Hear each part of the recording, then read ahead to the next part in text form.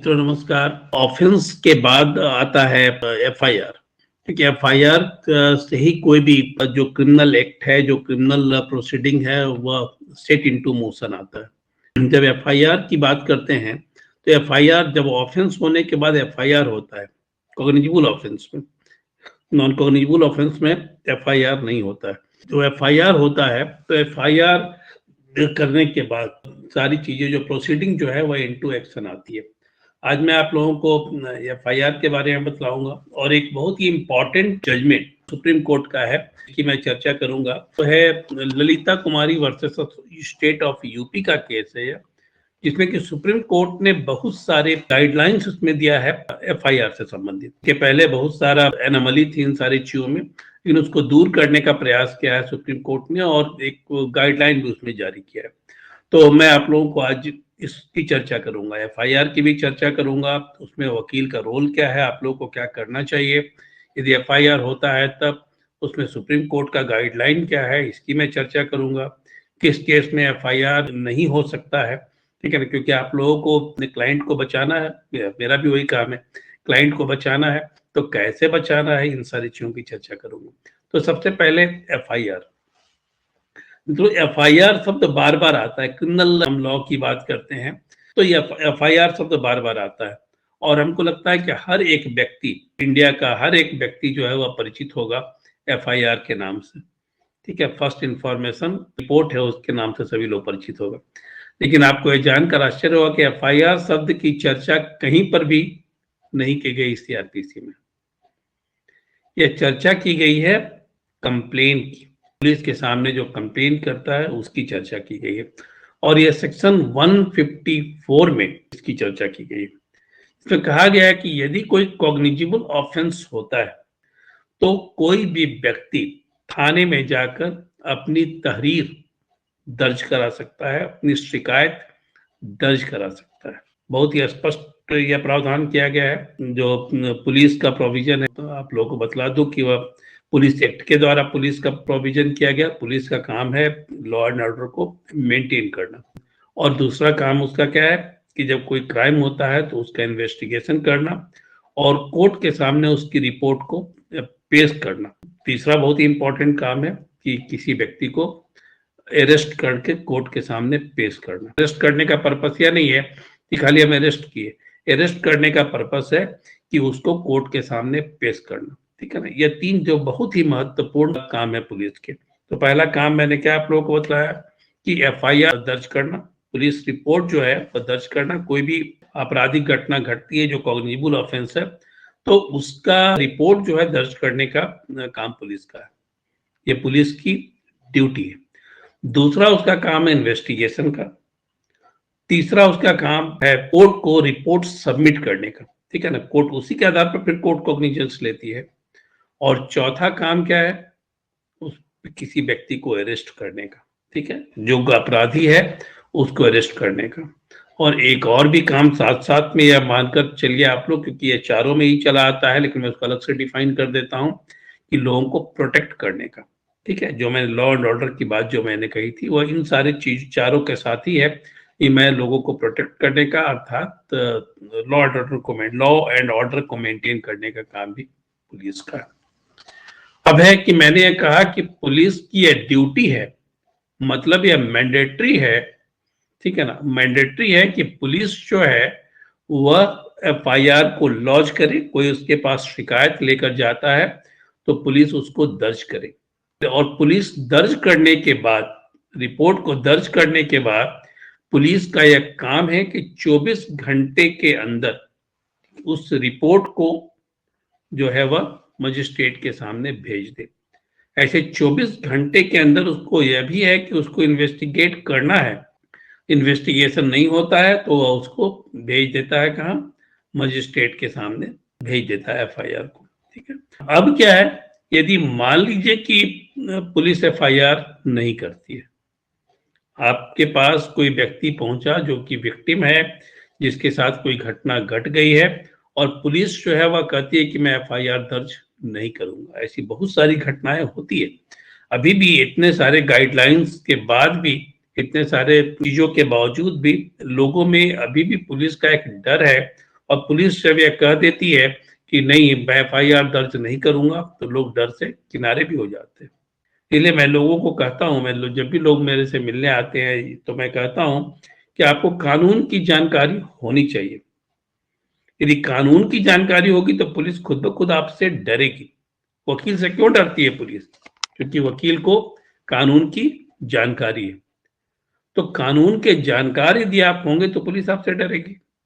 तो कोई व्यक्ति जो विक्टिम है वह आपके पास पहुंचा है, क्योंकि पुलिस जब नहीं करेगी तो किसके पास जाएगा? वकील के पास आएगा। सबसे पहला काम क्या है? वकील के पास आए कि वकील साहब आप बताइए, पुलिस के पास हम गए थे, मेरे साथ यह घटना घट गई और पुलिस ने एफआईआर लॉन्च नहीं किया, पुलिस ने इनकार कर दिया एफआईआर लॉन्च करने से। यह बात जब बोली जाएगी तो आप क्या करेंगे? आप क्या उसको सलाह देंगे? जो प्रोविजन है, देखिए एफआईआर यदि पुलिस लॉन्च नहीं करती है तो दो तरह की रेमेडी आपके पास। एक तो जो है वह स्टैट्यूटरी रेमेडी है, जो एग्जीक्यूटिव रेमेडी जिसको हम कहते हैं, और दूसरा है जुडिशियल रेमेडी। एग्जीक्यूटिव रेमेडी क्या है? यदि पुलिस एफआईआर दर्ज नहीं करती है तो इसी सेक्शन के सबसेक्शन 3 में यह प्रोविजन किया गया है कि आप डिस्ट्रिक्ट के एसपी के पास एक आवेदन दे दे इन सारे चीजों को मेंशन करते हुए। क्या मेंशन करना है? कि मैं एफआईआर करने गया था और लेकिन इस थाने में, उस थाने ने एफआईआर को दर्ज करने से मना कर दिया, ठीक है ना, और एफआईआर की कॉपी इसमें संलग्न है। तब एसपी वहां से इंस्ट्रक्शन देगा थाने को कि भाई एफआईआर दर्ज करो, लेकिन उसके पहले एसपी उसकी थोड़ी छानबीन करेगा, उसकी वेरासिटी की, उसकी सत्यता की वो जांच करेगा, और तब जो वो क्या करेगा, तब वो थाने को इंस्ट्रक्शन दे देगा, जो व्यक्ति ने कंप्लेन किया है उसकी एफआईआर दर्ज करिए। अब सपोज करिए कि आप किसी बड़े व्यक्ति के खिलाफ में एफआईआर दर्ज करवाने जा रहे हैं, तो नेचुरली एसपी भी जो है वह क्या करेगा? एसपी भी हो सकता है कि आपको सपोर्ट न करे। तब ऐसी स्थिति में आप क्या करेंगे? तब ऐसी स्थिति में आपके पास जुडिशियल रेमेडी है। और ये जुडिशियल रेमेडी क्या है? ये रेमेडी है कि आप कंप्लेन केस फाइल करेंगे। लेकिन आप एक काम और भी कर सकते हैं। यदि पुलिस नहीं कर रही है तो आप रिट पिटीशन भी फाइल कर सकते हैं एफआईआर दर्ज करने के लिए। आप उसमें डीजीपी को पार्टी बनाएंगे स्टेट का, क्योंकि पुलिस का हेड कौन है? डीजीपी है, उसको आप पार्टी बनाएंगे और कोर्ट से रिक्वेस्ट करेंगे कि हम एफआईआर करने गए थे और यह मेरा फंडामेंटल राइट है, right to life and liberty की जब हम बात करते हैं और हमारे right to life and liberty का कहीं पर इन्फ्रिंजमेंट हो रहा है, हनन हो रहा है, और हम पुलिस को बोलने जा रहे हैं, पुलिस ऐसा नहीं कर रही है, तो हम क्या करेंगे? रिट फाइल करेंगे। तो रिट फाइल कर हम पुलिस को इंस्ट्रक्शन दिलवा सकते हैं। लेकिन उससे भी आसान तरीका है, चूंकि आप डिस्ट्रिक्ट कोर्ट में आप लोग प्रैक्टिस कर रहे हैं, तब ऐसी स्थिति में आप जाइए सिविल कोर्ट में मजिस्ट्रेट के सामने और कंप्लेन को दर्ज कर दीजिए। तो यह दो रेमेडी आपके सामने है। और जो एफआईआर दर्ज होता है उसमें जो कंप्लेन करता है उसको इन्फॉर्मेंट कहते हैं जब केस चलता रहता है, और जब कंप्लेन केस आप करते हैं तो वहां पर वो कंप्लेनेंट होता है। अब है कि पुलिस जो एफआईआर दर्ज करती है, कुछ कुछ मामलों में जो बहुत ही सेंसिटिव मामला है जहां पर, वहां पर थोड़ा सा प्रिकॉशन भी पुलिस को लेना होता है। जैसे कि मैं बात करूं कि कुछ इसमें प्रोविजन जो दिया हुआ है, ये कुछ जैसे वीमेन रिलेटेड मामले, महिलाओं से संबंधित जो कुछ मामले हैं, जिसमें कि आपका एसिड अटैक का मामला है और कॉन्टेम्प्ट टू एसिड अटैक का मामला है। एक तो एसिड अटैक का मामला है, दूसरा कॉन्टेम्प्ट टू एसिड अटैक का मामला है। तो वहां पर ऐसी स्थिति में पुलिस जो है वह क्या करेगी? नेचुरली महिला के ऊपर ही एसिड फेंका गया है, किसी महिला के ऊपर फेंका गया है, जिसको कि बाद में आईपीसी में जोड़ा गया है 326 और 326B में। और इसके बाद आप आते हैं 354 में, जहां पर छेड़छाड़ का मामला है। फिर 354A है, 354B है, 354C है, ठीक है, 354D है, 367 है, 376A B C D E है। ये सारी चीजें हैं, मैं इन सारी के डिटेल में मैं नहीं जा रहा हूं। तो इन सारी चीजों में पुलिस को इंस्ट्रक्शन है कि ऐसे जो केस हैं वहां पर पुलिस घर पर जाकर, यदि कोई वहां पर जाकर एफआईआर की स्थिति में नहीं है, कंप्लेन करने की स्थिति में नहीं है, तो पुलिस वहां पर घर पर जाकर वो एफआईआर दर्ज करेगी। Make it A point. तो अभी मैंने सबसे शुरू में कहा था कि पुलिस की ड्यूटी है एफआईआर दर्ज करना। तो अब यहाँ पर पुलिस की ड्यूटी की बात जब मैं करता हूं, तो घर पर जाकर करने की जब बात है, तो इसका मतलब है कि उसकी ड्यूटी है और उसको प्रोविजन में कर दिया गया है, सीआरपीसी में प्रोविजन में कर दिया गया है, इसीलिए उसको वो टाल भी नहीं सकता है। दूसरा चीज है कि महिला से संबंधित जो अपराध है, तो उसमें महिला पुलिस ही उसका बयान दर्ज करेगी।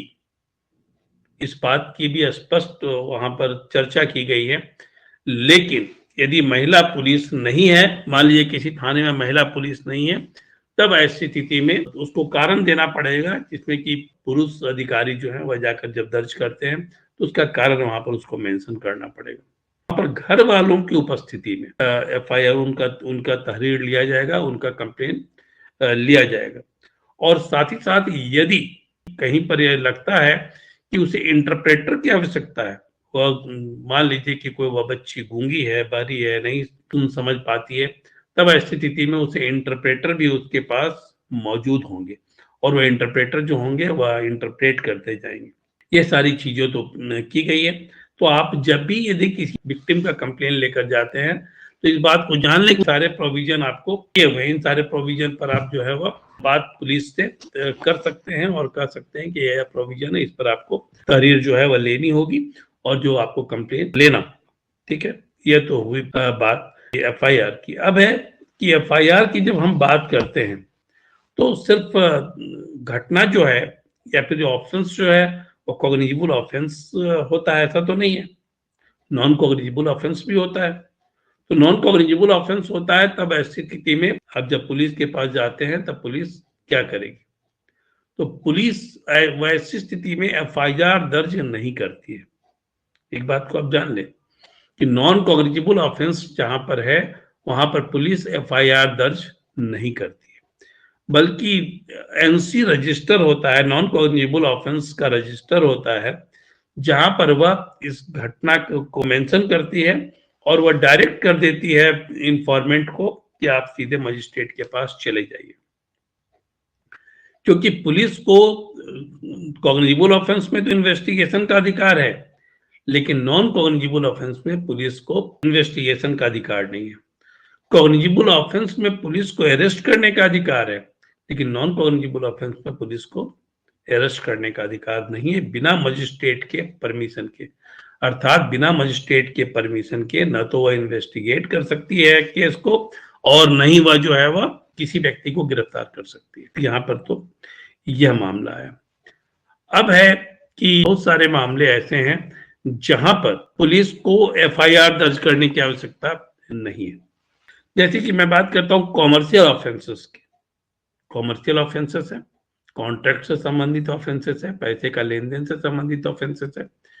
वहां पर पुलिस को कोई जरूरी नहीं है कि एफआईआर दर्ज करे, ठीक है ना। और मान लीजिए आपके पास कोई क्लाइंट आता है जहां पर यह बोलता है कि देखिए ऐसी ऐसी घटना हो गई है, तब ऐसी स्थिति में पुलिस के पास आप कंप्लेन कर सकते हैं, लेकिन पुलिस जो है वह उस पर पूरा पहले इन्वेस्टिगेशन करेगी और इन्वेस्टिगेशन के बाद ही वह जब जरूरत लगेगा तभी एफआईआर दर्ज करेगी, ठीक है ना। तुरंत में वह एफआईआर दर्ज नहीं करेगी। पुलिस चाहे तो कर सकती है, लेकिन नॉर्मली पुलिस एफआईआर दर्ज नहीं करेगी। वह कंप्लेन ले लेती है और 41A का नोटिस भेजती है और 41A के नोटिस के द्वारा वो आपसे जवाब मांगती है। तो एक चीज मैं आपको बतला दूं कि यदि आपके पास कोई क्लाइंट आता है और कहता है कि पुलिस ने मुझे खबर किया है कि आप नोटिस आकर अपना ले जाएं, आपके खिलाफ में कंप्लेन आया हुआ है, ठीक है, और आपको इसका जवाब देना है, तो आप ये उनको बताइए कि उसमें घबराने की बात नहीं है और आप साथ में उसमें जाइए। घबराने की बात नहीं है कि लोगों को लगता है कि जब पुलिस बुलाएगी तो अरेस्ट कर लेगी। तो सामान्यतः ऐसे मामले में पुलिस गिरफ्तार नहीं करती, सामान्यतः नहीं, गिरफ्तार नहीं करना है उसे। वह 41A का नोटिस देगी और नोटिस का जवाब आपको देना है। यदि नोटिस का जवाब सेटिस्फैक्टरी हुआ तब तो केस यहीं खत्म हो जाएगा। यदि सेटिस्फैक्ट्री नहीं हुआ तो एफआईआर लॉन्च करेगी पुलिस, जो कंप्लेन है उसको एफआईआर में कन्वर्ट कर देगी, और कन्वर्ट करने के बाद जो है वह क्या करेगी, तब वह अरेस्ट कर सकती है। लेकिन सामान्यतः मैं एक चीज आपको बता दूं कि कॉमर्शियल डिस्प्यूट का जहां मामला आता है वहां पुलिस सीधे हाथ नहीं लगाना चाहती है। यदि वह एफआईआर दर्ज कर भी लेती है तो वह मजिस्ट्रेट के पास चीजों को भेज देती है, और मजिस्ट्रेट से परमिशन लेने के बाद, जैसे वारंट वगैरह इशू होता है, तभी वह जाकर वह अरेस्ट कर सकती है, अदरवाइज अरेस्ट नहीं करती है। अब है कि दूसरी चीज है इंपॉर्टेंट, आप कभी कभी आप देखेंगे कि डिले एफआईआर की बात आती है कि डिले एफआईआर होगा तो क्या कोई घटना घट गई, जैसे मान लीजिए किसी महिला के साथ रेप की घटना घट गई, ठीक है, तो रेप की घटना घट गई तो रेप की घटना के बाद तुरंत एफआईआर नहीं हुआ, और आपके पास कोई विक्टिम पहुंचा करीब 10 दिनों के बाद या 25 दिनों के बाद या फिर साल के बाद वह पहुंचा और बोला कि देखिए मेरे साथ, मेरी बेटी के साथ या मेरी पत्नी के साथ या मेरी बहन के साथ ये घटना हो गई थी, लेकिन हम लोगों ने डर के मारे या फिर सामाजिक दबाव के कारण हम लोगों ने पुलिस केस दर्ज नहीं किया। तो आपका कोर्स ऑफ एक्शन क्या होगा? क्या आप यह कहेंगे क्या कि डिले एफआईआर के चलते जो है आपका केस कमजोर हो जाएगा? यहाँ मैं आपको बतला दूं कि इन सारे मामलों में, ठीक है ना, जहां पर ऐसे मामले हैं, जहां पर रेप का मामला है, छेड़खानी का मामला है, गैंगरेप का मामला है, इस तरह के जो मामले हैं, ठीक है, वो ऐसे में देर को देर नहीं माना जाता है। यहाँ पर सुप्रीम कोर्ट का बहुत ही स्पष्ट जजमेंट है, दीपक वर्सेस स्टेट ऑफ हरियाणा 2015 का केस है, जिसमें कहा गया है कि बलात्कार के मामले में बहुत बार ऐसा होता है कि लोग सामाजिक दबाव के चलते एफआईआर दर्ज नहीं कर पाता है, बहुत बार ऐसा होता है कि लोग लिहाज के चलते दर्ज नहीं कर पाता है, ठीक है ना, कुछ ट्रॉमा से महिला गुजर रही होती है जिसके चलते वह एफआईआर दर्ज नहीं कर पाता है।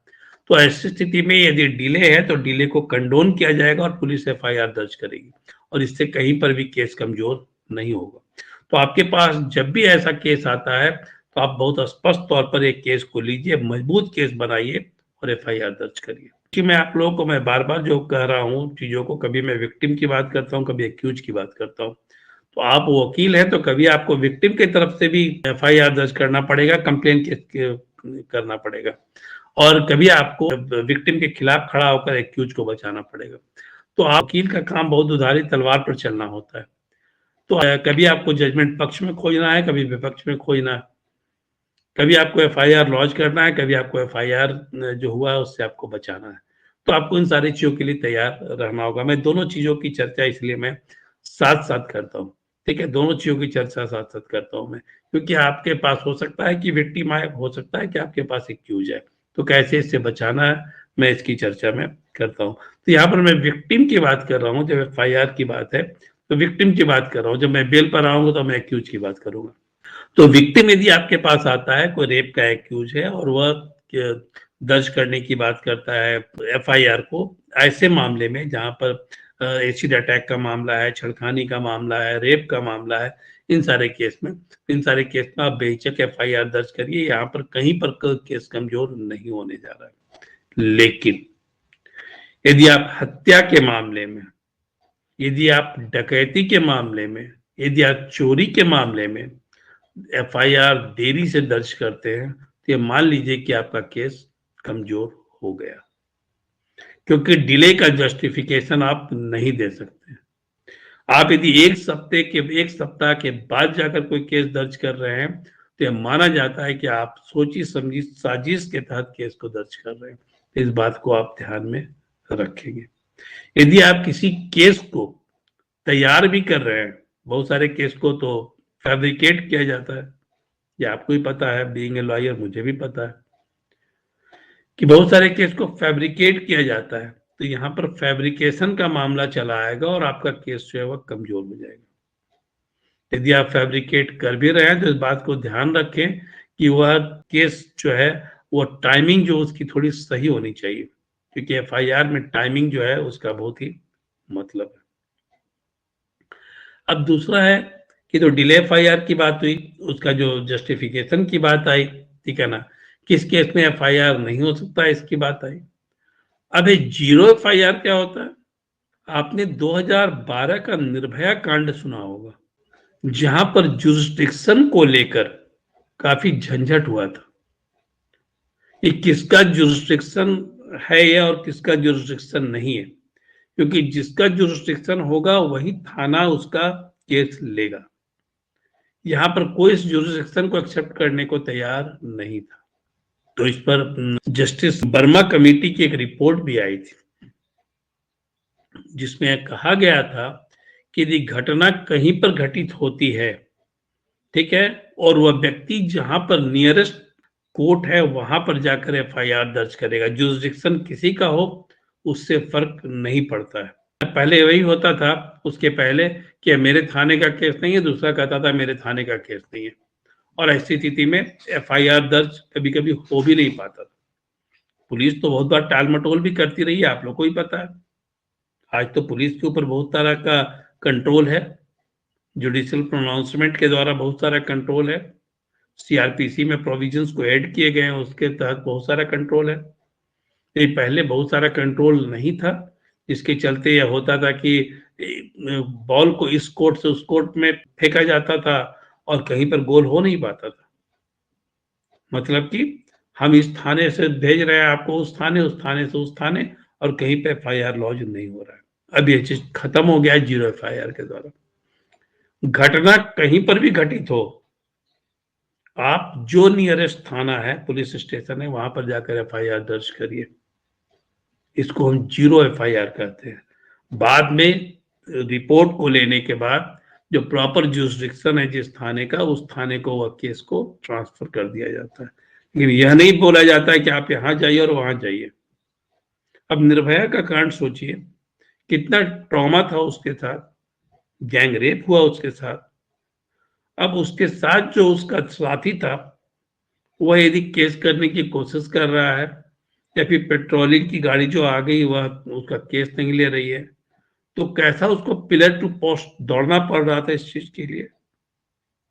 एक तो हम विक्टिम हैं, एक तो हम सफरर हैं, और दूसरी तरफ से हमारे ऊपर यह दबाव भी है, हमको इधर से उधर दौड़ाया जा रहा है।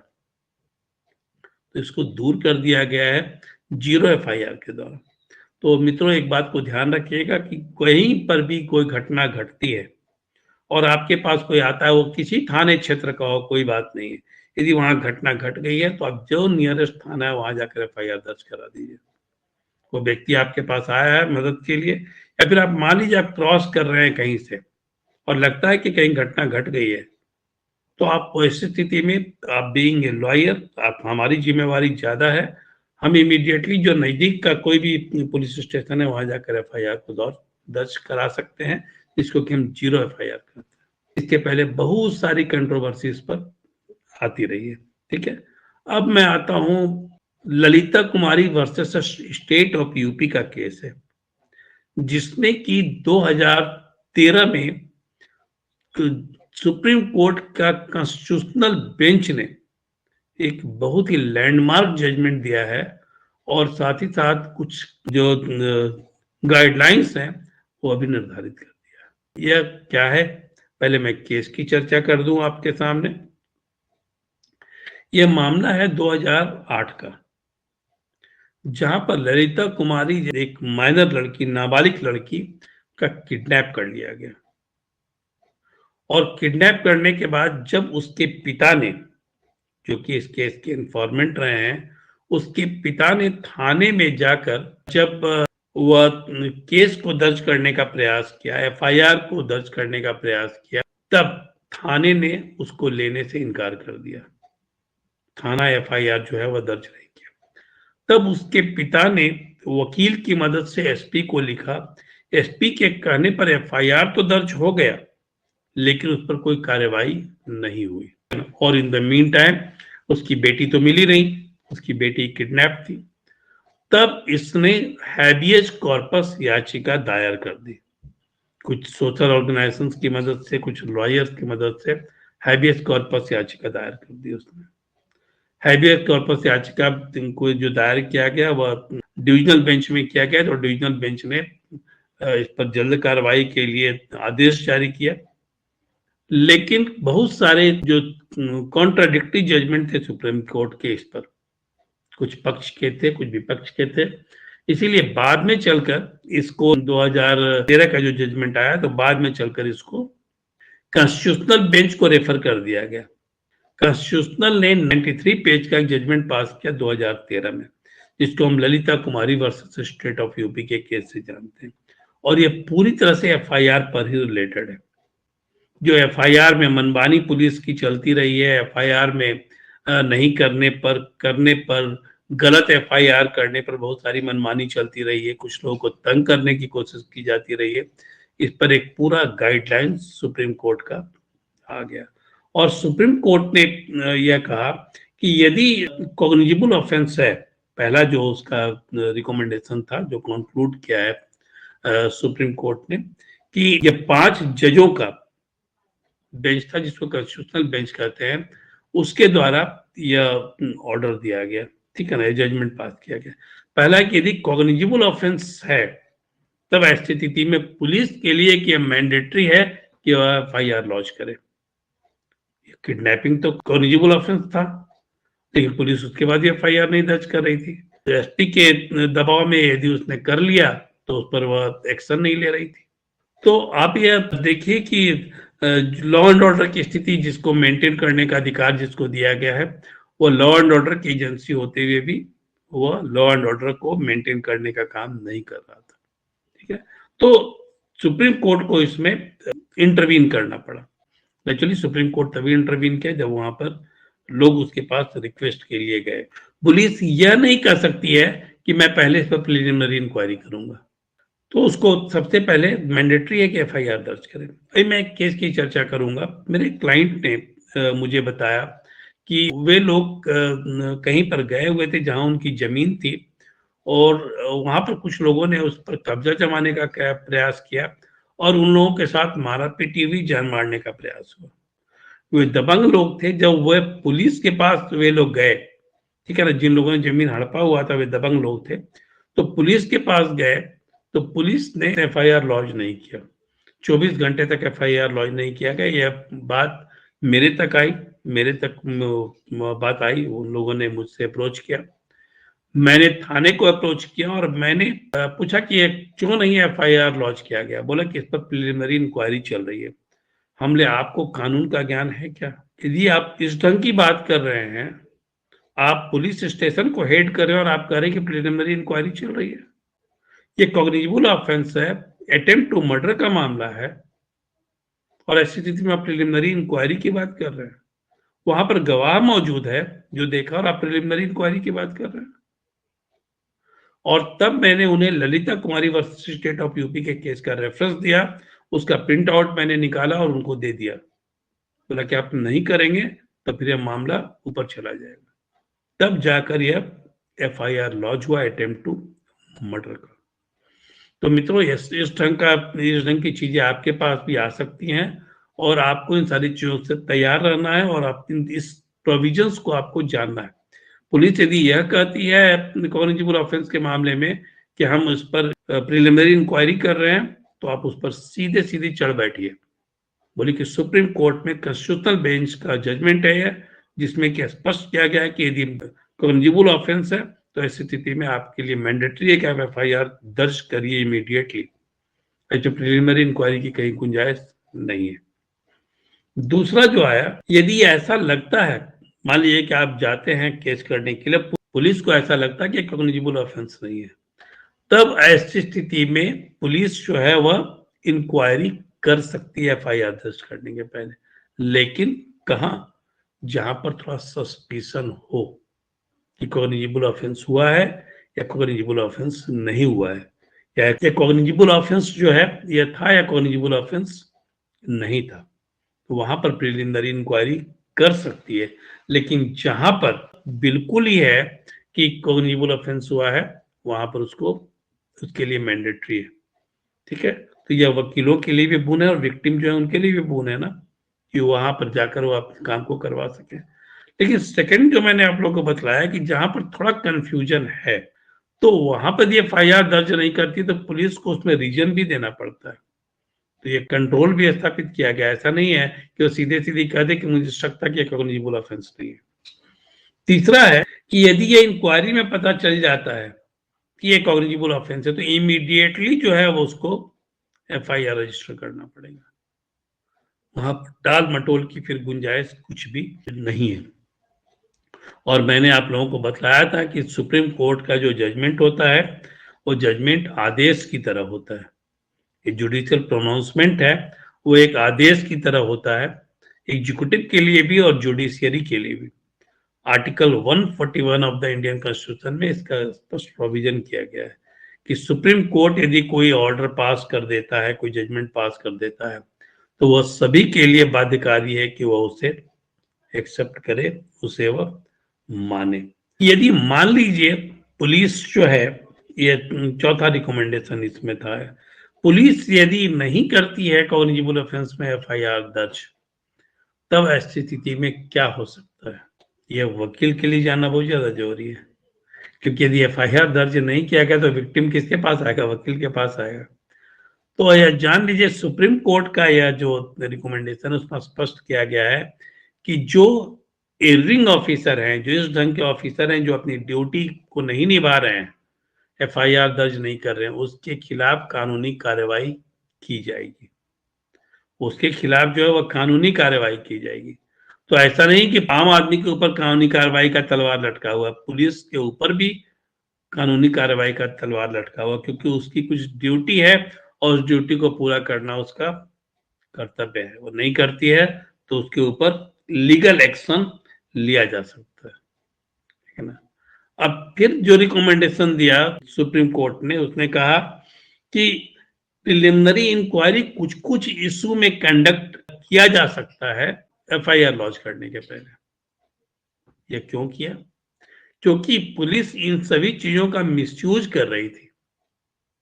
क्या क्या है इशू मैं बताऊंगा आपको। किस ढंग से मिसयूज कर रही थी पुलिस? लोगों को तंग करने के लिए, या कोई व्यक्ति के साथ मिलकर, कोई दबंग व्यक्ति के साथ मिलकर किसी के ऊपर केस लाद दिया जाता था। तो उसमें बहुत ही स्पष्ट तौर पर कुछ रिकमेंडेशन सुप्रीम कोर्ट ने दिए कि किस किस मामलों में आप इंक्वायरी कर सकते हैं, इंक्वायरी प्रिलिमिनरी इंक्वायरी कर सकते हैं, और तब आप एफआईआर लॉन्च करेंगे। यहाँ पर एफआईआर लॉन्च करने का मामला बनता नहीं है। जैसे कि मान लीजिए मैट्रिमोनियल डिस्प्यूट है, आपको पता है कि 498A का बहुत ज्यादा मिसयूज होता है।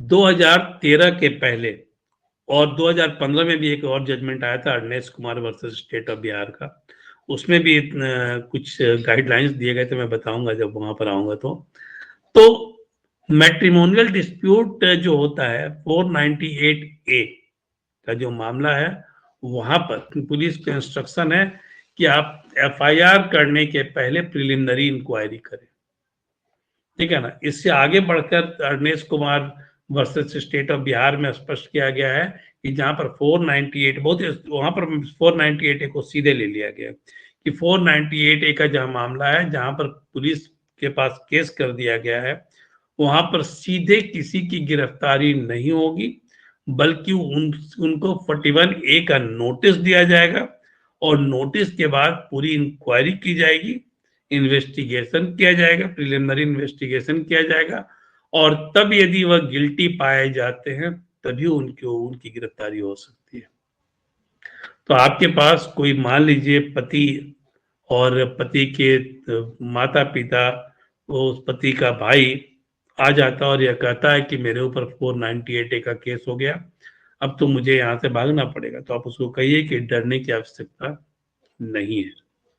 आपको 41A का नोटिस पहले मिलेगा, उसका जवाब हम लोग देंगे और तब देखेंगे कि क्या होता है।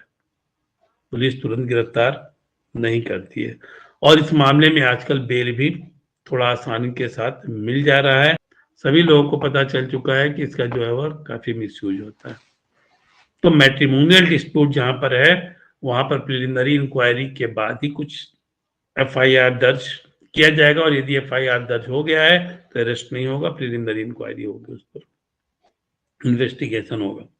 दूसरा कॉमर्शियल डिस्प्यूट, मैंने कॉमर्शियल डिस्प्यूट की बात कही थी, तो ललिता कुमारी के केस में तो बहुत स्पष्ट तौर पर कॉमर्शियल डिस्प्यूट की बात कही गई है कि जहां कॉमर्शियल डिस्प्यूट है वहां पर प्रिलिमिनरी इंक्वायरी के बाद ही कुछ हो सकता है।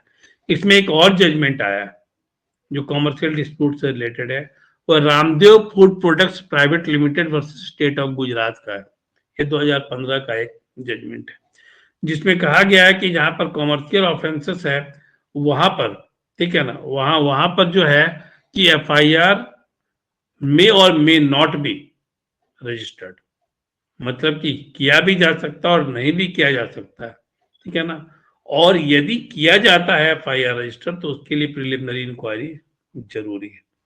तो कॉन्स्टिट्यूशनल बेंच का जो जजमेंट है उसी को इंडोर्स करते हुए Ramdev food products private limited versus state of Gujarat का 2015 का जो केस है उसमें इस तरह का प्रोनाउंसमेंट, जुडिशियल प्रोनाउंसमेंट आया है। अब तीसरा है मेडिकल नेग्लिजेंस का जो केस। अब देखिएगा मेडिकल नेग्लिजेंस से मामला क्या है। मेडिकल नेग्लिजेंस का है कि यदि किसी डॉक्टर के इलाज के दौरान या ऑपरेशन के दौरान किसी व्यक्ति की मृत्यु हो जाती है तब ऐसी स्थिति में पुलिस सीधे सीधी एफआईआर दर्ज नहीं करेगी बल्कि प्रिलिमिनरी इंक्वायरी करेगी। और प्रिलिमिनरी इंक्वायरी में भी रिपोर्ट किससे लेगी? उसी रैंक के कोई डॉक्टर से कि जो वह समझ पाए कि यह मेडिकल नेग्लिजेंस का मामला है या नहीं।